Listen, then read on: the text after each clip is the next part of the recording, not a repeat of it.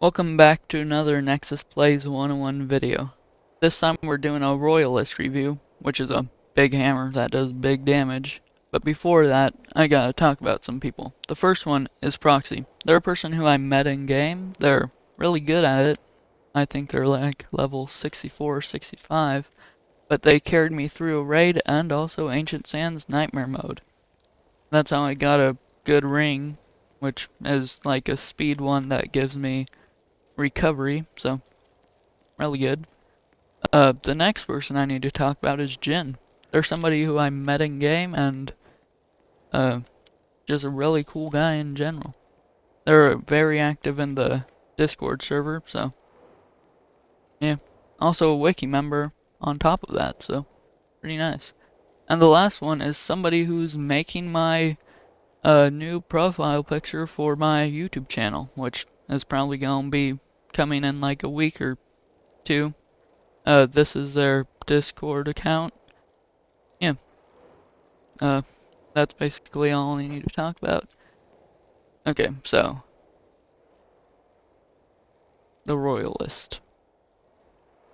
It's a big hammer. A really big hammer. Does a ton of damage. 200 basically. The crit is at 30%. So, that's, like it says, 1.5 times damage.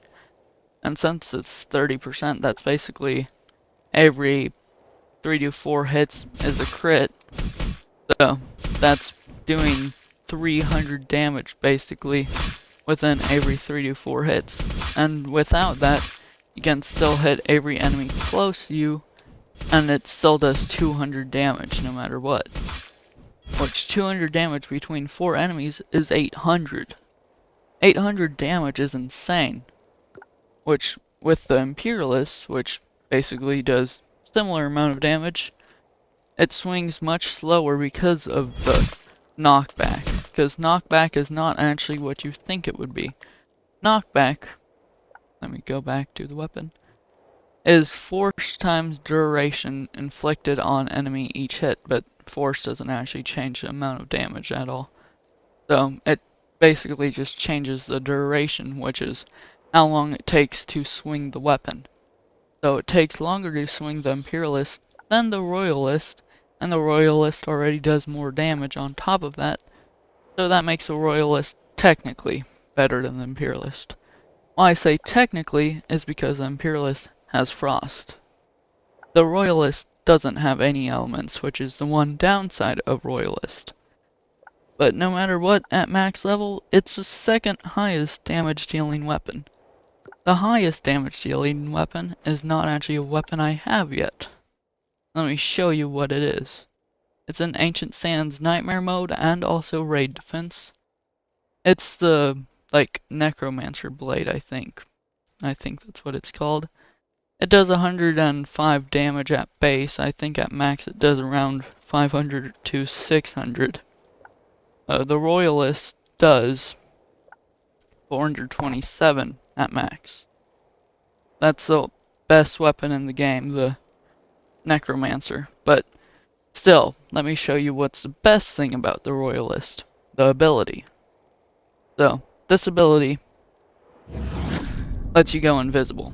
While you're invisible, you can hit enemies however much you want without getting hit back. The reason why that's so good is because in normal levels, well, where there's going to be enemies shooting at you, you're able to just do this and then not get hit at all. And then when you have max recovery, that's going to basically be letting you do it at probably like 5 seconds each time.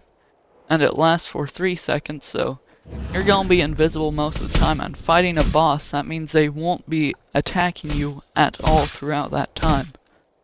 Let me just show you this in match. I'll do Ancient Sands, heroic mode. I'll just go up to the Man-Eater, just to show you how good this big hammer actually is.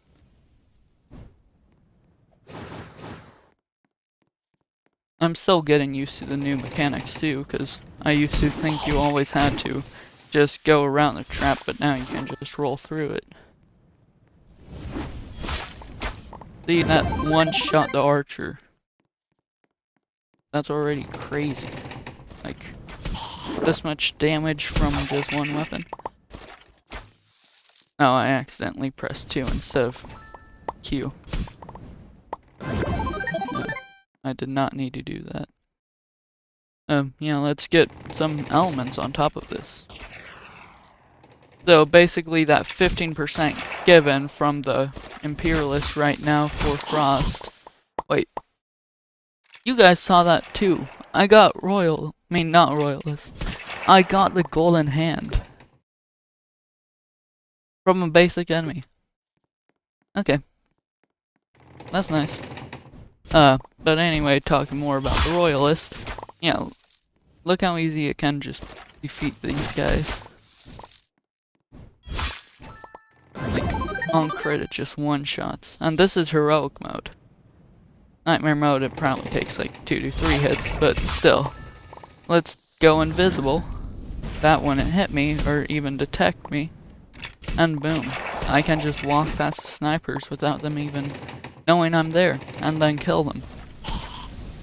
It probably is most useful on the tombstone guys, because then they launch the TNT skulls at you, but if you're invisible, they won't know you're there, and then boom, no TNT skulls.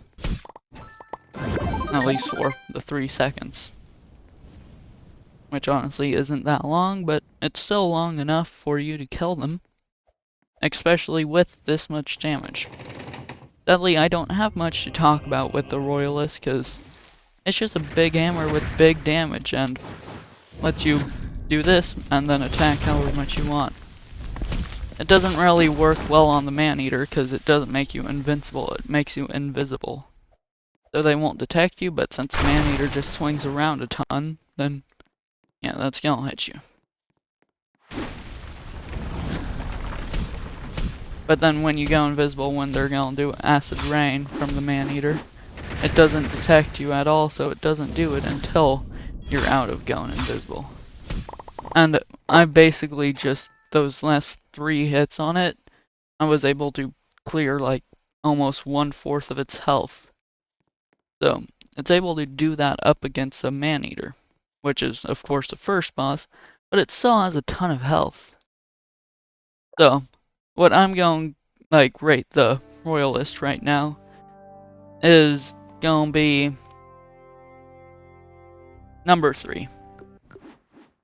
I will eventually make an actual tier list where I like review every weapon, like not fully, but like just talking about it a little bit, and then making the full tier list of every weapon.